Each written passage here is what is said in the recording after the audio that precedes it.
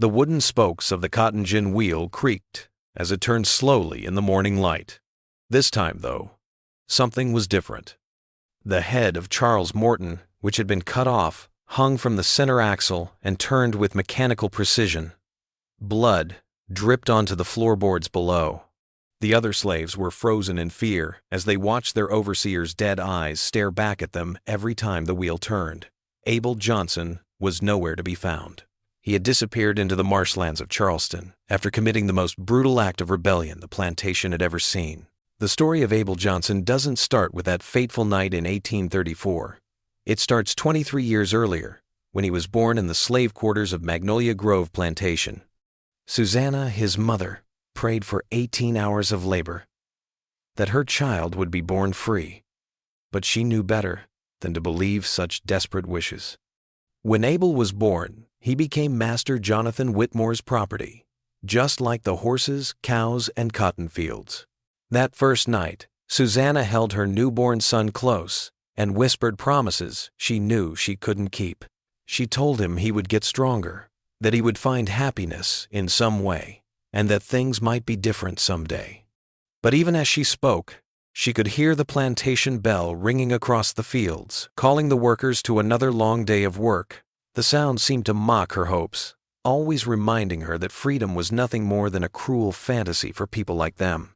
Abel's childhood was shaped by the rhythm of plantation life, which was the never-ending cycle of planting and harvesting that defined every moment of every day. He learned to walk between the cotton rows, picking the white balls with his small hands while the hot South Carolina sun made his back hurt. His fingers were permanently stained brown from the cotton oil by the time he was 7, and his spine had started to curve because he had to bend and stoop all the time to reach the lower plants. The plantation's white overseers noticed that the boy was unusually smart. Abel could remember complicated patterns of work assignments and the smallest details about planting schedules and crop rotations, even though other kids his age had trouble following simple instructions.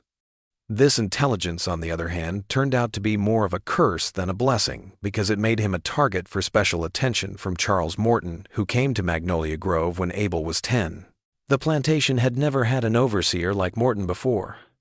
Previous bosses had been happy to keep things in order by using force from time to time, but Morton seemed to get real pleasure out of hurting people. He was thin and had pale eyes that never blinked. He carried a leather whip that he had braided himself and put small metal barbs on the end that would tear flesh with each strike.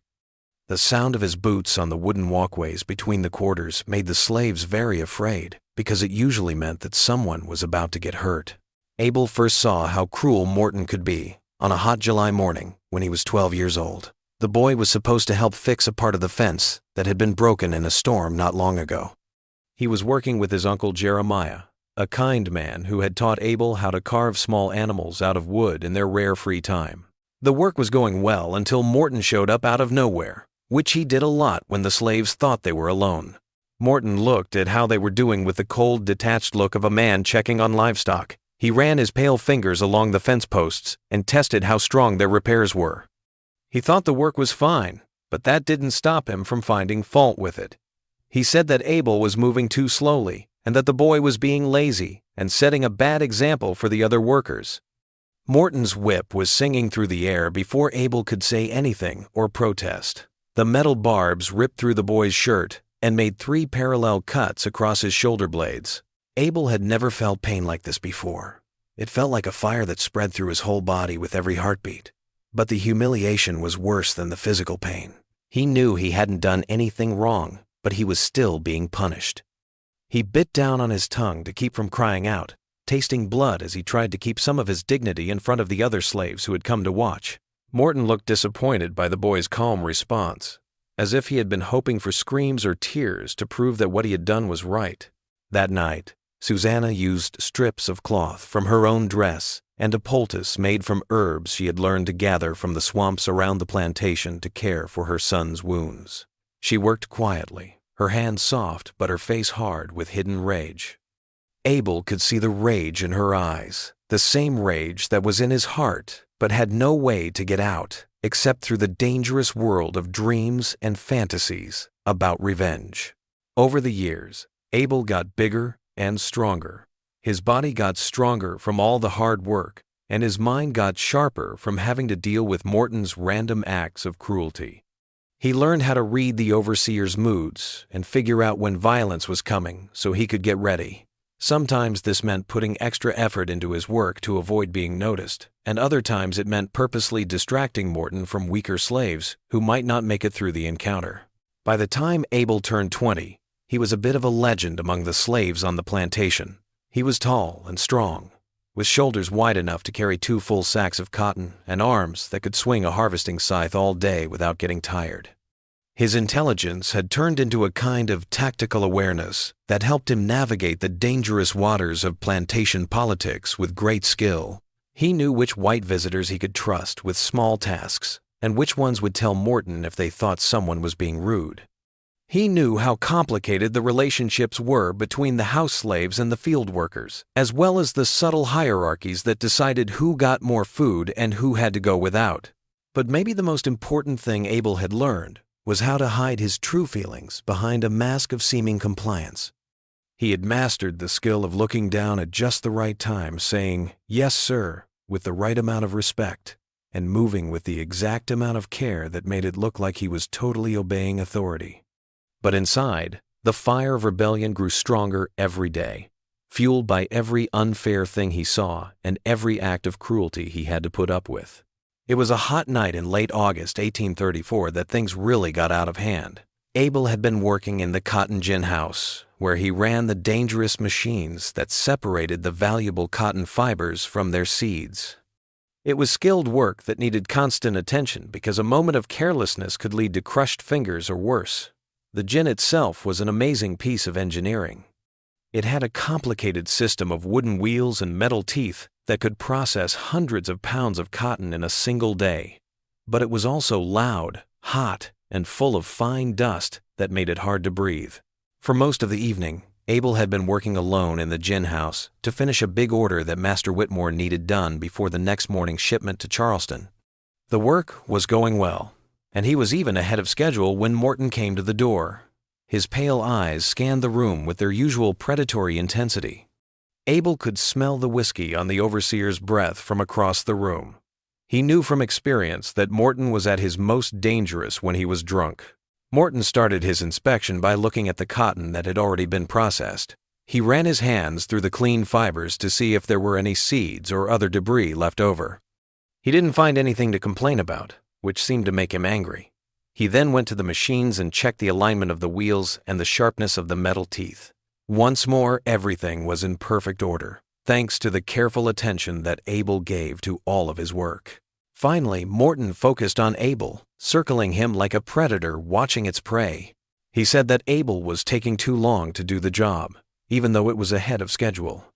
He said that the slave was wasting the raw cotton, even though Abel was one of the fastest workers on the plantation. He said that Abel had an attitude problem, didn't show enough respect, and thought he was better than his station in life. Each time someone accused Abel, he felt the familiar fire building in his chest. The rage he had been holding back for so long was about to break free from its careful restraints. He made himself stay calm and keep his eyes down and his voice respectful as he answered Morton's complaints, which were getting more and more unreasonable. But something was changing inside. A basic barrier was starting to break under the weight of all the wrongs that had been done. The last straw was when Morton started talking about Abel's mother and making crude suggestions about what he might do to Susanna if he thought she needed to be punished for her son's imagined rudeness. The words were like blows to Abel's body, and every syllable broke one of his most sacred beliefs. He only had his mother in the world, and she was the only person who had ever really loved and cared for him. Hearing her threatened in such graphic terms was too much for him to take. Abel's hands, which had been steady and sure as they guided cotton through the gin's mechanical teeth, started to shake with anger that he was holding back. His breathing got shallow and quick, and even though it was cool outside, he could feel sweat forming on his forehead. Morton seemed to notice that his victim was acting differently and took advantage of it by describing in more and more graphic detail what he planned to do to Susanna, how he would make Abel watch, and how he would make sure that both mother and son understood their place in the plantation's hierarchy. Something broke in Abel's mind. a key barrier that had been keeping 23 years of anger and humiliation at bay. He looked up from his work and saw Morton's pale eyes for the first time as an adult. What the overseer saw there must have made him stop, because he took a half step back and instinctively reached for the whip at his belt. But Abel was already moving, his body reacting to instincts that had been buried for years under layers of forced submission. He grabbed a wood-cutting axe that had been left on a nearby workbench. The blade was sharp from cutting kindling for the gin's steam engine not long ago. The weapon felt perfectly balanced in his hand, as if it had been waiting for this moment all his life. The axe blade hit Morton just above the left ear while he was still reaching for his whip. The metal cut through skin and bone with surprising ease. The overseer's eyes grew wide with shock and pain, and his mouth opened to scream, but the sound never came out. Abel pulled the axe out and hit Morton again, this time in the middle of his forehead. The blade went deep into the man's brain, with a wet sound that would stay with Abel for the rest of his life. Morton fell to the ground like a broken puppet, and his body shook for a moment before going still. Blood pooled around his head and soaked into the wooden planks. It mixed with the cotton dust to make a paste-like substance that stuck to Abel's bare feet. The gin machinery kept going, with the wooden wheels turning and the metal teeth clicking. It had no idea that the violence had changed the area from a place of work to a place of revenge. For a few minutes, Abel stood still, looking down at Morton's body and trying to make sense of what he had done. The anger that had made him violent was fading, and in its place was a strange mix of fear and happiness. He had finally fought back against his oppressor and answered cruelty with cruelty, but he knew that the results would be quick and terrible. When Morton's body was found in the morning, every slave on the plantation would be questioned and, if necessary, tortured until someone admitted to the crime. But Abel had gone too far to care about what would happen next. The violent act had freed something inside of him, some basic part of his nature that had been held back for too long. He was almost certainly going to die for what he had done, so he would make sure that his death meant something. He would make a sign that people would remember long after his body was buried in an unmarked grave. Abel used the bloody axe to cut off Morton's head from his shoulders, with the same methodical care he brought to all of his work. He thought the process would be easier and less messy than it turned out to be. It took a lot of careful cuts to cut the spine and separate the different tissues that held the head in place. He was covered in blood from his fingertips to his elbows, and the floor of the gin house looked like a battlefield when he was done. Abel took Morton's head to the main wheel of the cotton gin, which was a big wooden structure that drove all the other machines' complicated movements. He had spent a lot of time fixing and taking care of this wheel, and he knew every bolt and bracket that held it together. He worked quickly but carefully, using strips of leather cut from Morton's own belt to attach the head to the wheel's central axle. He made sure that the overseer's face could be seen from the main entrance of the gin house. Abel stepped back to look at what he had done when he was done with his horrible work. The cotton gin's wheel turned slowly, powered by a steam engine that ran all night to keep the machines ready for the next day's work. Morton's head made a full circle with each turn, and his lifeless eyes looked at different parts of the gin house in turn. The severed neck kept bleeding, making a bigger and bigger puddle on the floor below. The whole scene had a ritualistic feel to it that satisfied something deep inside Abel's soul. He knew he had only a few hours before the other slaves came to work in the morning, so he planned to use that time to get lost in the huge marshes that surrounded the plantation. The wetlands were dangerous because they were home to alligators and poisonous snakes and had patches of quicksand that could swallow a man whole. But they were also the only place where he could really get away from the manhunt that would follow. Abel went back to the slave quarters one last time, quietly making his way through the dark to his mother's small cabin. Susanna was sleeping on her straw mattress, but when he touched her shoulder, she woke up right away. She had been living on a plantation for decades and had learned how to stay alive. She knew right away that something big had happened when she saw the blood on his hands and clothes. It would change their lives forever. He told her what he had done in a low voice while he quickly packed up what little he could carry: a spare shirt, a small knife, and a piece of flint to start fires. Susanna didn't say anything, and her face didn't show any surprise or horror. Instead, she looked grimly pleased that her son had finally found the courage to fight back. She gave him a small cloth bundle of food she had been saving from her own small rations and kissed his forehead with the same love she had shown him as a child. They both knew they would never see each other again, but neither of them said it out loud. Susanna didn't do that. Instead, she walked with him to the edge of the quarters, where the cultivated fields turned into wild growth and the safety of the swamplands beyond. She saw him go into the dark, and her son changed from a slave into something much more dangerous, a living symbol of resistance that would haunt the nightmares of every plantation owner in the area. Abel walked through the marsh with the careful confidence of someone who had spent his childhood exploring its secret paths and hidden places. He knew which paths were safe to take and which ones were full of deadly traps. He knew where to find clean water and plants that he could eat. He also knew how to build a shelter to protect himself from the wind and rain, and how to move quietly enough to avoid being seen by both people who were chasing him and the dangerous animals that lived in the wetlands. He found a big cypress tree with a hollow trunk that was perfect for hiding in as dawn broke. He then settled in to wait for Morton's body to be found. He didn't have to wait long. The screams started shortly after sunrise, when the first group of workers came into the gin house and saw the rotating display of their old boss's head. The sounds of fear and panic were clear across the water, and then white voices yelled as Master Whitmore and his friends tried to figure out what they were seeing. Abel smiled grimly as he listened to the chaos at the plantation. He could picture the scene perfectly. The slaves standing still in fear while the white men argued about what to do next. Someone would be sent to get the sheriff, and within hours, armed men would be all over the plantation looking for the person who did this terrible act of rebellion and punishing them. Before noon, the manhunt began.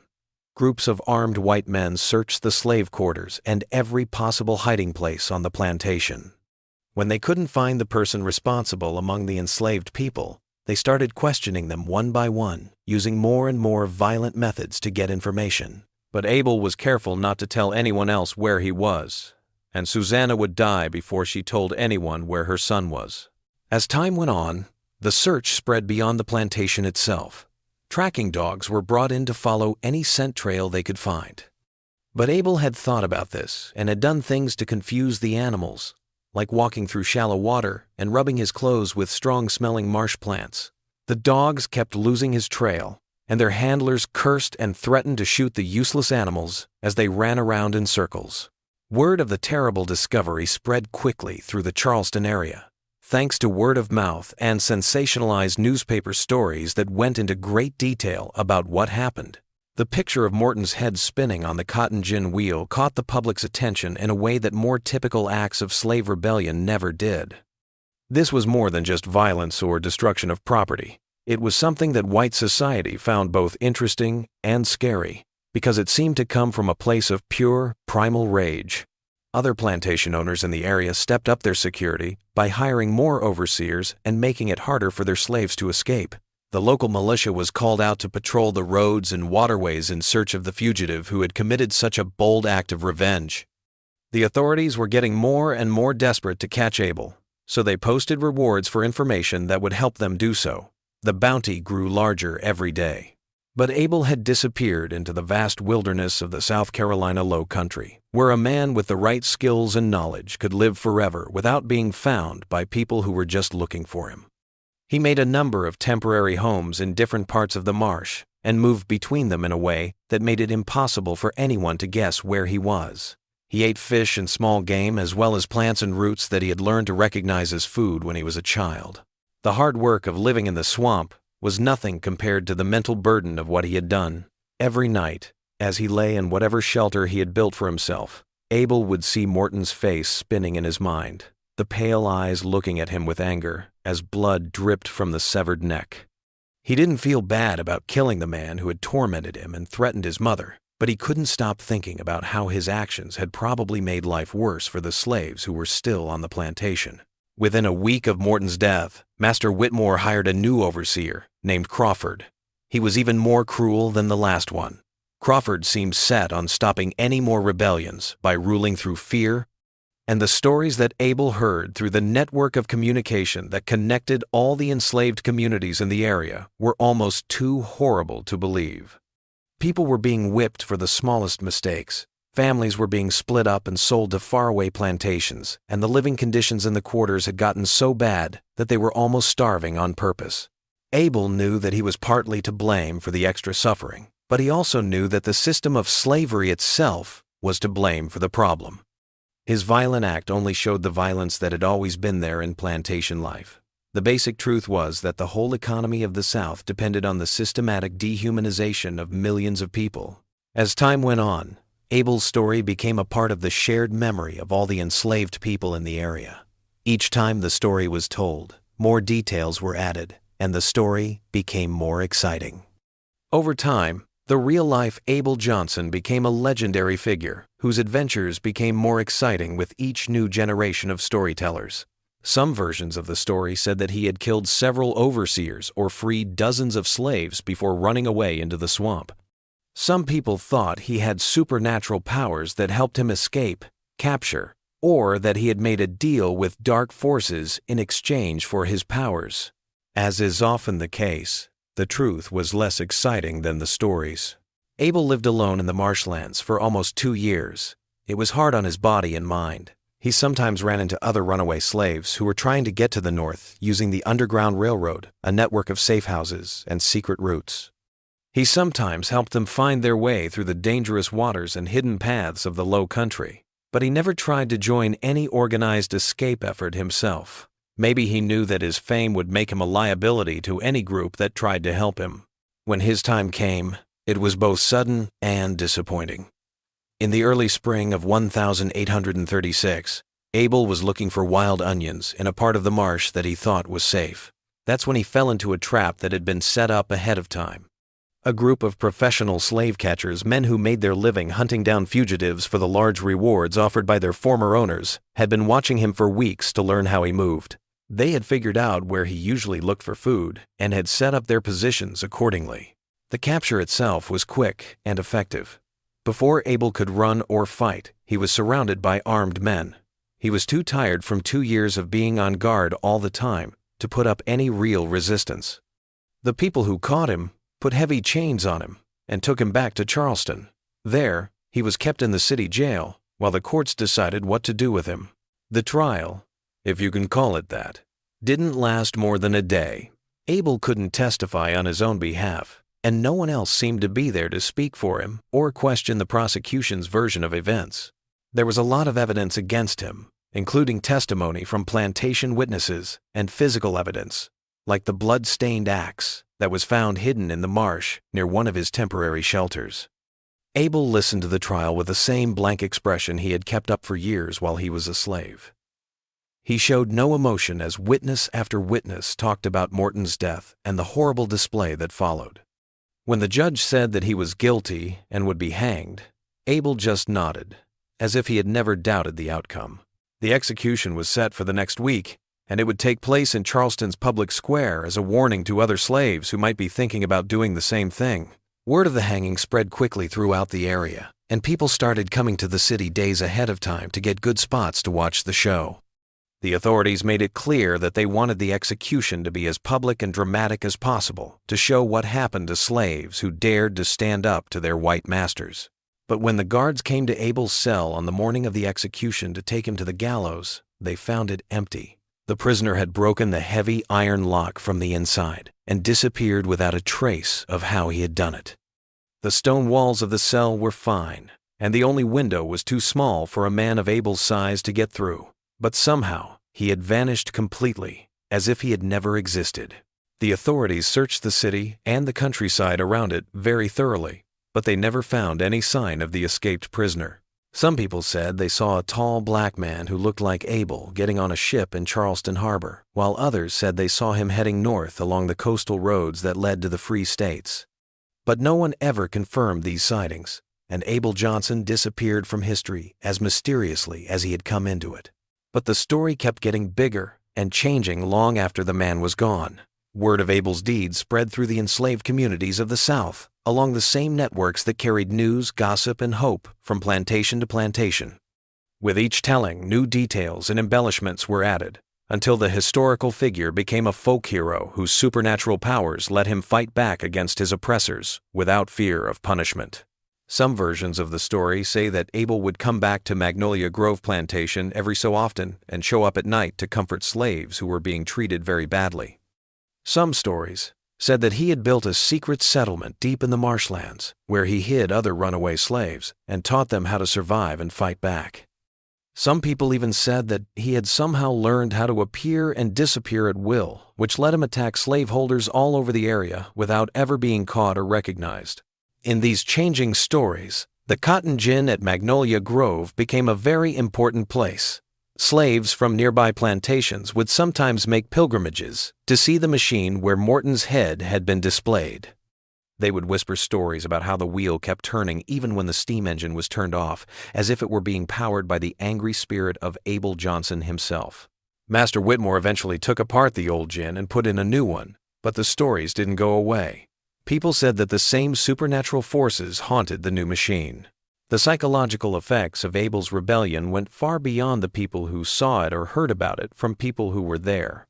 The notion that a slave could effectively contest the absolute authority of a white overseer, particularly in a dramatic and public fashion, constituted a profound challenge to the ideological underpinnings of the plantation system. If one slave could break free from the mental chains that kept millions of others in bondage, then the whole Southern society could be at risk of similar acts of resistance. Plantation owners all over the area reacted to this threat by putting in place harsher rules to stop any more rebellions like Abel's. New laws made it against the law for slaves to be in groups of more than 3 without white supervision. The punishments for any kind of disobedience were also greatly increased. Organized professional slave patrols kept an eye on the roads and waterways to look for signs of organized escape attempts or resistance. But these harsh actions couldn't erase the memory of what Abel had done or stop the story from reaching new people. Every year, the story of the slave who cut off his overseer's head and put it on a cotton gin wheel became more important in African American folklore. It was a reminder that even the most oppressed people could fight back and get revenge. As time went on, and the events of that night in 1834 became less clear, the story of Abel Johnson changed even more. Writers and historians started to look at the story for its deeper meaning, seeing Abel's violent rebellion as a sign of the bigger fight that would eventually tear the country apart during the Civil War. Abolitionists used the story as proof that slavery was cruel by nature, saying that acts of violence like this were bound to happen in a system that treated people like property. The image of Morton's head spinning on the cotton gin wheel became a strong symbol of how oppression and resistance happen in cycles, how violence leads to more violence in a never-ending cycle that can only be broken by big changes to the social and economic systems that kept slavery going. This image gave artists and writers a lot of symbolic material to work with as they looked into ideas of justice, revenge, and the human ability to be both cruel and brave. Modern historians have tried to separate fact from fiction in the story of Abel Johnson, but there isn't much documentary proof, and what there is often doesn't agree with itself. Plantation records from Magnolia Grove show that an overseer named Charles Morton was killed in August 1834, and that a slave named Abel was thought to be the killer. However, the specifics of how the murder happened and what happened to Morton's body after that are still up for debate. There is no doubt that the story has had a lasting effect on American culture and consciousness. The story of Abel Johnson is a reminder of something important about the African American experience. Even though slavery required people to obey, there was always a fire of resistance that could never be put out. The picture of the severed head spinning on the cotton gin wheel is a strong symbol of that resistance. It is a grotesque but effective way to challenge the ideas and attitudes of white supremacy. Since Abel went missing, the marshlands where he is said to have found safety have mostly been drained and built on. However, people in the area still tell stories about ghostly figures that can be seen walking through the remaining wetlands on nights when there is no moon. Some people say that these ghosts are the spirits of escaped slaves who died in the swamps while trying to get to freedom. Others say that they are Abel Johnson himself, still wandering the land where he once found temporary safety from his pursuers. It doesn't matter if these modern sightings are real or not. What matters is what they say about how strong Abel's story is. The story is now part of the culture of the South Carolina Low Country. It reminds people of the area's complicated and often violent past, as well as the people who died and suffered to make the white planters rich for generations. The cotton gin, which was such an important part of Abel's rebellion, is no longer used in modern farming. Instead, more efficient technologies can process cotton without the need for the kind of hard manual labor that was common on plantations in the 1800s. But that piece of machinery still has a lot of symbolic meaning. It stands for both the technological advances that made it possible to grow cotton on a large scale and the human costs that those advances caused for the enslaved people. The story of Abel Johnson is both a historical record and a work of collective imagination. It tells the truth about slavery and resistance while changing and adding to the details of what really happened on that August night in 1834. The picture of Charles Morton's head spinning on the cotton gin wheel, with blood dripping onto the floorboards below, is one of the most powerful images of slave rebellion in American history. It shows that even the most oppressive systems have the seeds of their own destruction.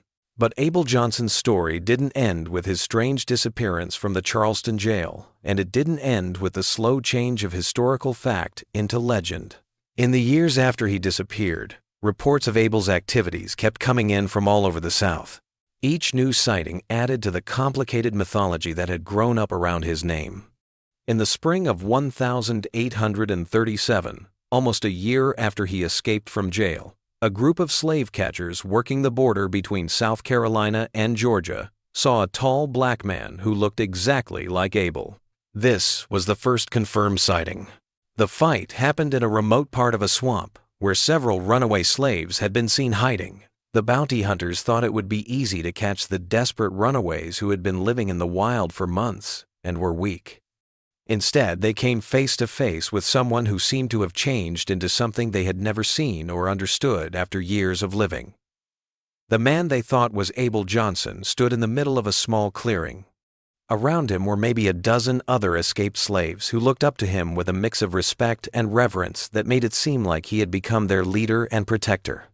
When the slave catchers told the runaways to give up peacefully, the tall man just smiled and shook his head, as if their threats were nothing more than the sound of annoying bugs buzzing around. What happened next was unlike anything the professional slave catchers had ever seen in their years of looking for escaped slaves.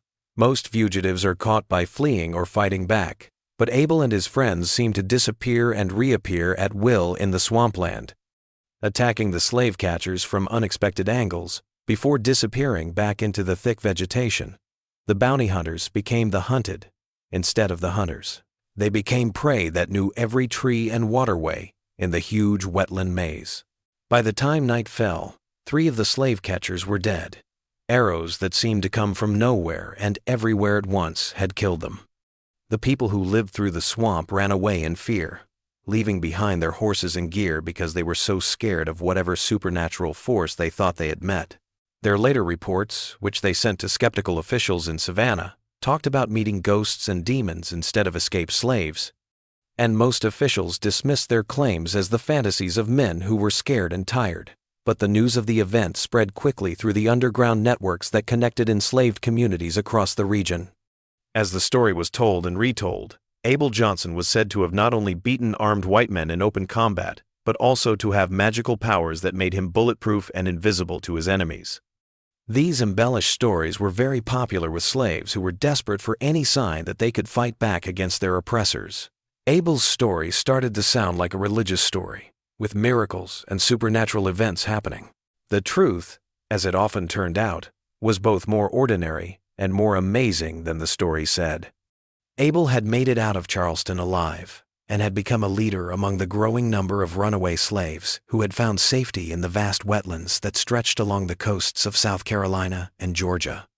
He had lived in the marshlands for years, so he knew the terrain inside and out. This made it seem like he could move through the swamps with ease, which was strange to outsiders. He also had a natural intelligence that had turned into a deep understanding of guerrilla tactics, which made him a tough opponent for anyone who was dumb enough to try to hunt him.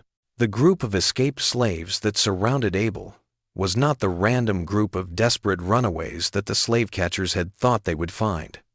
Instead, it was a well-planned community that Abel had spent months putting together from the most skilled and determined runaways who made their way to his secret settlements.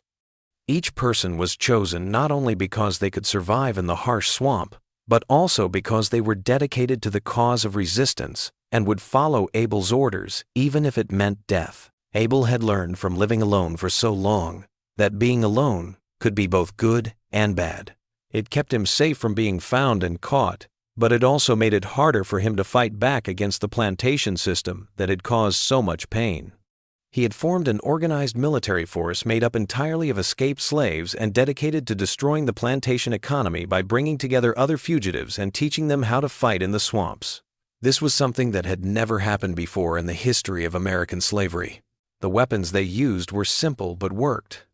They made them from things they found in the swamp or took from their enemies during successful raids. Abel had taught his followers how to make arrows out of marsh reeds and arrowheads out of sharpened metal scraps.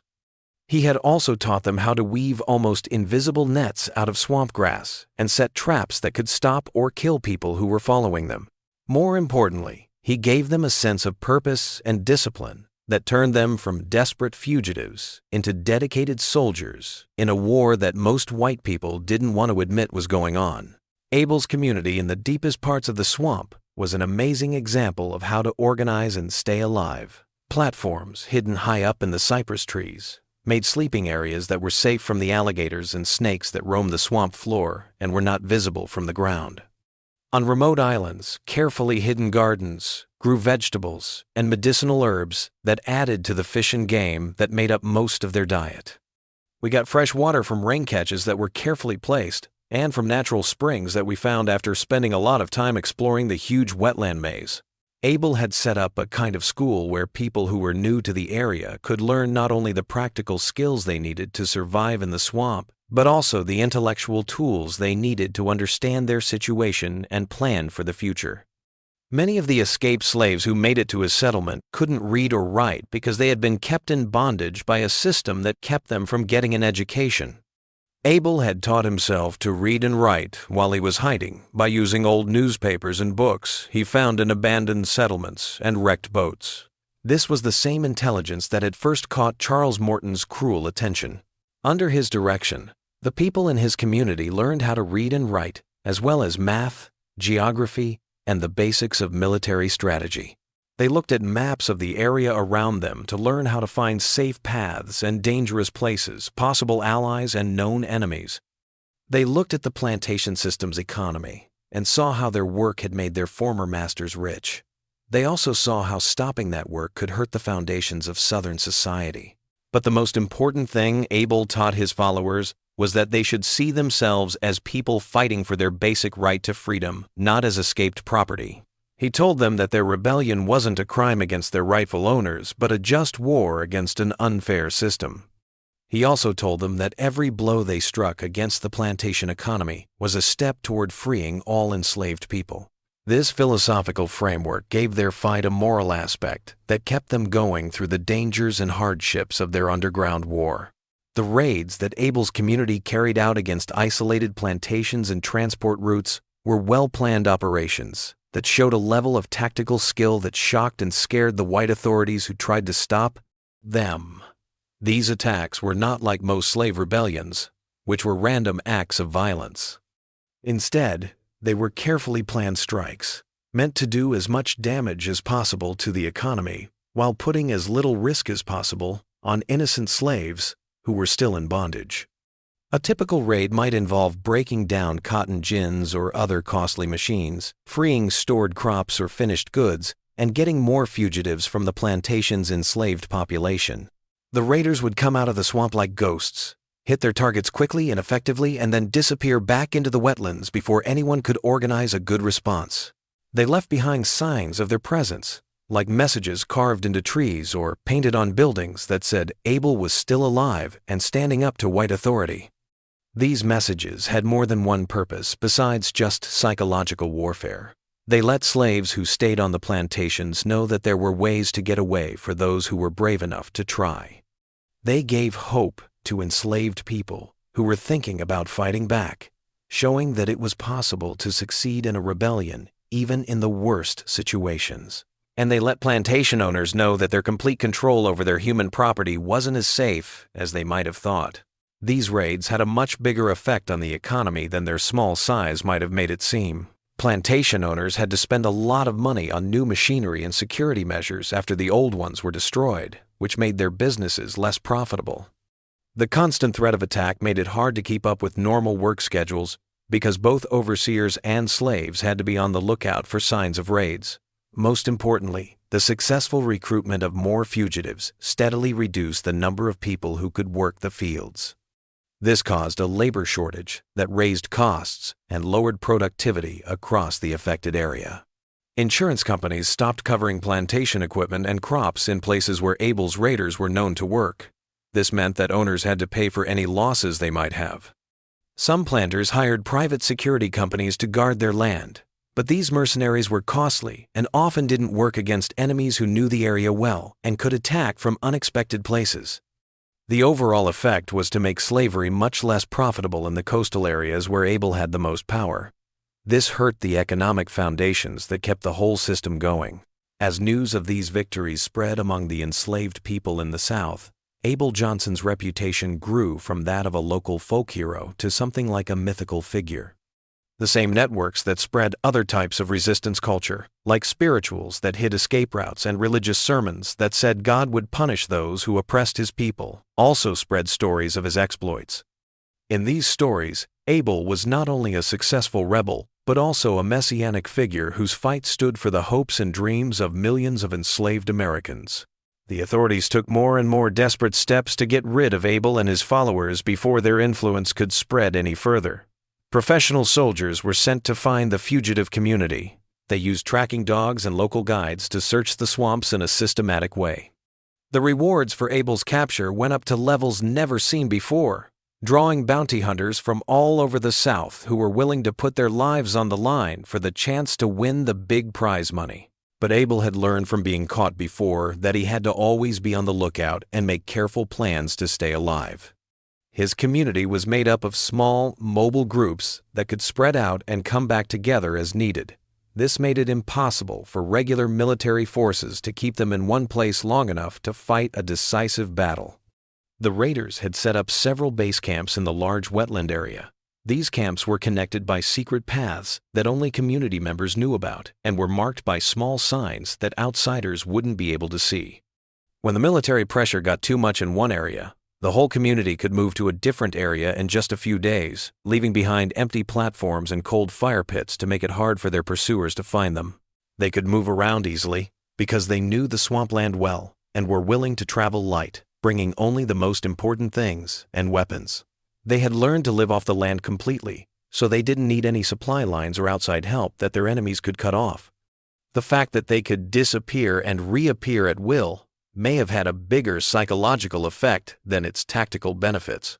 Military leaders spent weeks looking for ghosts in dangerous areas, which only wore out their men and wasted their resources. The swamps themselves became weapons for Abel as his enemies fought diseases, dangerous animals, and confusing terrain that killed more people than direct combat ever did. Abel's reputation kept growing among the enslaved people in the South, thanks to word of mouth along the same routes that brought news of family members sold to faraway plantations and rumors of political events that might change the future of slavery.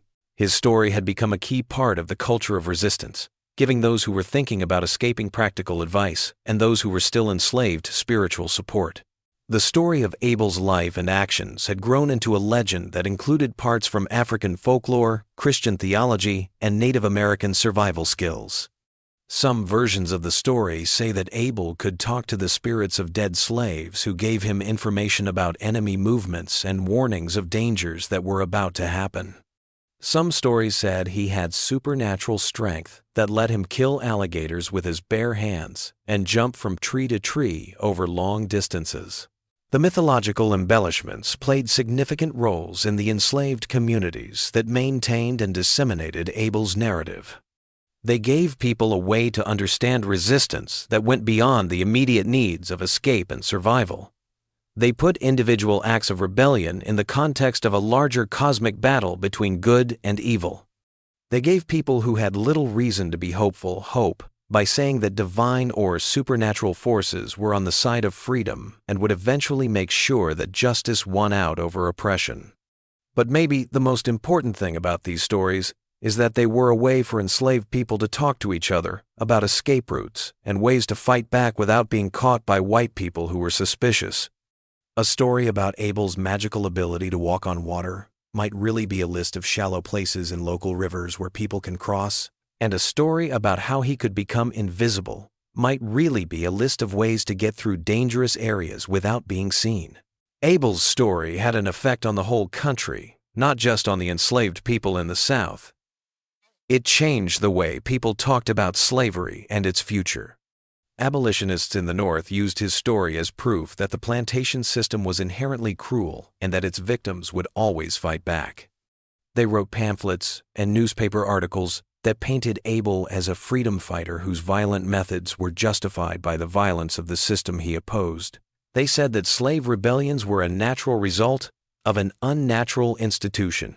Southern supporters of slavery, on the other hand, used Abel's story to support harsher measures to stop future uprisings. They said that the fact that people like Abel Johnson existed showed that there needed to be stricter rules for the enslaved population and harsher punishments for any signs of disobedience.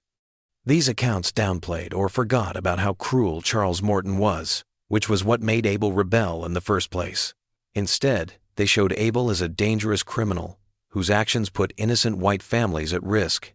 These conflicting stories were a sign of the bigger ideological battle that was going on in American society as the country moved closer and closer to the crisis that would lead to civil war.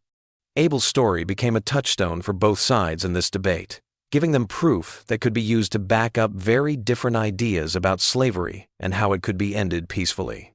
As the 1,840 seconds went on, and tensions over slavery grew, reports of Abel's actions became more common and spread to more places. He was said to have led raids in Georgia, Florida, and even as far west as Alabama and Mississippi. This could mean that he had built up a large group of followers and imitators, or that his story had inspired similar resistance movements in the South. The truth was probably a mix of both things. Successful ways of resisting were shared with other areas through the complicated communication networks that connected enslaved communities over long distances. The size and organization of these events made it seem like Abel's power had grown from that of a local folk hero to something like a regional resistance movement. Military intelligence reports said that there was a loose group of fugitive communities spread out across the southern wetlands. These communities all seemed to be following tactical and organizational rules that could be traced back to Abel's first settlement in the South Carolina marshes. These groups worked together by using a complex communication system that included coded messages, secret symbols, and trusted middlemen to share information about enemy movements and planned operations. The Southern authorities could no longer ignore or downplay the economic effects of this growing network of resistance. Insurance rates for crops and plantation equipment kept going up in the affected areas. Plantation owners had to spend a lot of money on security measures to protect their property from raids, which cut into their profits. More importantly, the steady flow of enslaved workers to the fugitive communities was making it hard to find new workers, which raised the cost of hiring new workers and lowered the overall productivity of the plantation system. Some planters who were ahead of the curve started to wonder if the old ways of controlling their slaves were enough to deal with the problems caused by organized resistance groups like the one Abel had started. They tried out better living conditions, shorter work hours, and other changes meant to make people less likely to rebel or run away. But these moderate steps were opposed by staunch supporters of the plantation system, who said that any concessions to enslaved workers would be seen as signs of weakness and would only lead to more resistance. The argument about how to deal with Abel Johnson and his followers' threat showed that Southern society was more divided than ever about the future of slavery. Progressive planters who wanted to make changes slowly were at odds with conservative hardliners who said that any change from traditional methods would destroy the whole foundation of Southern civilization. These internal conflicts made it harder to stop rebellions and gave skilled resistance leaders like Abel quick chances to take advantage of. By the end of the 1,840 seconds, Abel's story was closely connected to the larger national debate about whether slavery should spread to the Western territories. Abolitionists pointed to his continued success as proof that enslaved people would never accept their situation peacefully. Pro-slavery politicians used reports of his raids to call for more federal support for efforts to put down slave rebellions. The story of the slave who cut off his overseer's head and put it on a cotton gin wheel became a symbol of the deep divisions that were pushing the country towards civil war. The California gold rush of 1849 made things even harder for Abel. Thousands of people looking for gold passed through the southern states on their way to the gold fields. Some of these travelers told new people in the West about Abel's adventures. More importantly, the influx of gold seekers made it easier for escaped slaves to blend in with the crowds of travelers and get rides to places where slavery was against the law. Abel seemed to understand the possibilities of this situation and started to set up what was basically an underground railroad through the southern swamps. He helped escaped slaves get to coastal ports where they could board ships headed for California or other free areas. This operation needed a lot of planning and resources, which made it clear that his group had grown beyond its original purpose as a simple community of fugitives. It had turned into something that looked like a military unit fighting against slavery in a planned way. The success of these escape attempts led Southern authorities to put in place even stricter security measures.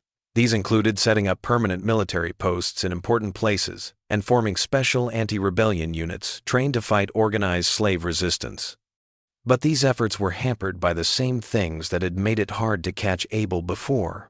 The southern wetlands were vast and hard to get to.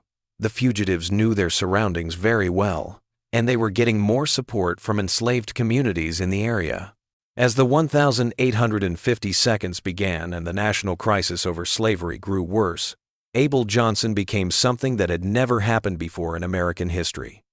An escaped slave who had built and kept an independent military force that could carry out long-term operations against the plantation system. His change from a lone rebel to a leader of the resistance was similar to the change in American slavery from a regional problem to a national crisis that could have torn the country apart. The election of 1,860 made these tensions worse. Abraham Lincoln and the Republican Party won, and their platform called for limiting the spread of slavery into the Western territories. Southern leaders saw this win as a threat to their whole way of life and started getting ready to leave the Union. In this tense situation, people like Abel Johnson became important as symbols of the problems within the slavery system that made it impossible to last. In December 1860, South Carolina became the first state to leave the Union. This made Abel's story more important again, as both sides in the coming war looked for historical examples to follow. Northern abolitionists saw his successful resistance as a sign of the slave uprising they hoped would happen during any war, while Southern secessionists pointed to his raids as proof of the Northern conspiracy they said was already working to bring down their society from the inside. The Civil War started in April 1861, and it was the beginning of the end for the plantation system that had caused so much pain and resistance. As Union armies moved deeper into the South and enslaved people started to flee to federal lines in record numbers, the organized resistance movements that Abel had started changed from secret groups fighting against the Union to groups that helped the Union fight the war. Reports from this time suggest that Abel may have been involved in these events. He may have used his organizational skills and knowledge of the Southern terrain to help escaped slaves find their way to Union lines and help federal troops in coastal areas. But by this time, the real-life Abel Johnson had become so legendary that it was hard to tell what stories about him were true and which ones were made up. It was still clear that his example had sparked a kind of resistance that played a big role in the end of slavery. The raids he and others like him did hurt the plantation economy at the worst possible time, when it needed all the strength it could get to support the Confederate war effort. The escape networks he had set up were very important for the huge number of enslaved people who fled when the Union Army moved forward. His story of successful resistance helped convince enslaved Americans that freedom was not only something they wanted, but something they could achieve through organized struggle. Abel Johnson's legacy went far beyond the direct effects of what he did during the antebellum period. His story became a key part of the growth of African American consciousness, showing that even in the worst situations, resistance was possible and sometimes worked. The picture of Charles Morton's head rolling on the cotton gin wheel was a strong symbol of justified revenge, a visceral representation of the violence that slavery caused and the violence that it caused in return. After the Civil War and the end of slavery, Abel's story kept changing and taking on new meanings in the years that followed, during Reconstruction and the long fight for civil rights. During the dark days of Jim Crow segregation, when violence was used to keep African Americans from voting, stories of Abel's successful resistance gave hope to those who didn't want to accept the lower status that white society tried to give them. The Great Migration of the early 1900s brought Abel's story to new people in northern cities. It struck a chord with African Americans who were learning that freedom from slavery did not mean freedom from oppression. The story of the slave who fought back against his abusers became a source of pride and identity for communities that were trying to keep their dignity in the face of constant violence and discrimination. Abel's example inspired civil rights activists in the 1950 Seconds and 1960 Seconds to fight against unfair laws and customs. The nonviolent philosophy that guided much of the civil rights movement was a different way of doing things than Abel's violent rebellion, but the main idea was the same: refusing to accept oppression as a permanent state and being willing to risk everything in the fight for justice. Contemporary historians and scholars persist in the endeavor to distinguish historical fact from mythological embellishment in the narrative of Abel Johnson. Archaeological research at sites linked to his legend has revealed evidence of semi-permanent settlements in isolated swamp regions, indicating that organized fugitive communities likely existed in the areas where Abel was purported to have functioned. But it is still hard to find clear proof of his individual existence and specific actions because of the passage of time and the deliberate secrecy that surrounded resistance activities during the slavery period. This historical uncertainty has not lessened the ability of Abel's story to motivate and teach new generations of Americans who are trying to figure out issues of justice, resistance, and social change. If anything, the mythological parts of his story have made it more important to culture, since each generation can find the meanings and lessons that are most important to them in his story. The cotton gin where Charles Morton's head was said to have been turned has been taken apart and replaced, but the image's symbolic power lives on in American culture. It reminds us that systems of oppression, no matter how strong or cruelly enforced, have the seeds of their own destruction inside them. The violence that keeps these systems going always leads to counter-violence from the people who are hurt, and the cycle goes on until something big changes that makes more violence unnecessary.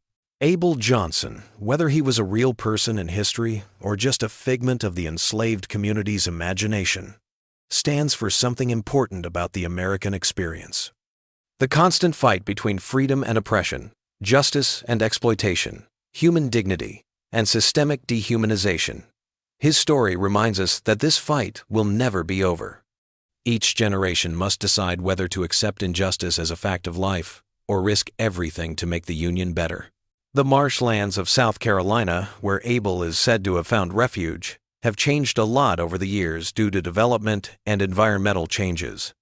However, they are still strong symbols of the secret places where resistance could grow even in the worst conditions. These wetlands were dangerous and hard to get to for people who didn't know their secrets. They were a safe place for people who were trying to escape slavery and didn't have anywhere else to go. Today, people who visit these coastal areas can still see parts of the world that shaped Abel Johnson's story. These include the abandoned rice fields where enslaved people worked in terrible conditions, the plantation houses that are still standing and were built with the money made from slavery, and the endless marshes and forests that offered both safety and danger to those brave enough to seek freedom in their depths. With each new telling, the story of Abel Johnson changes as more people find in his legend the strength and guidance they need to fight against injustice. Abel, whether a historical figure or a mythological creation, embodies the unyielding human spirit that rejects oppression as a permanent state and asserts that freedom necessitates any sacrifice for its attainment. In the end, the question of whether Abel really lived may not be as important as the fact that his story still reminds us that fighting against oppression is not only possible, but also necessary, that each generation must be brave and make sacrifices in the fight for justice, and that even the most brutal systems of exploitation can be beaten by people who refuse to give up. The picture of Charles Morton's head spinning on the cotton gin wheel may be violent and disturbing, but it also gives hope. The hope that no system of oppression, no matter how strong or entrenched, can last against the determined resistance of people who refuse to be broken.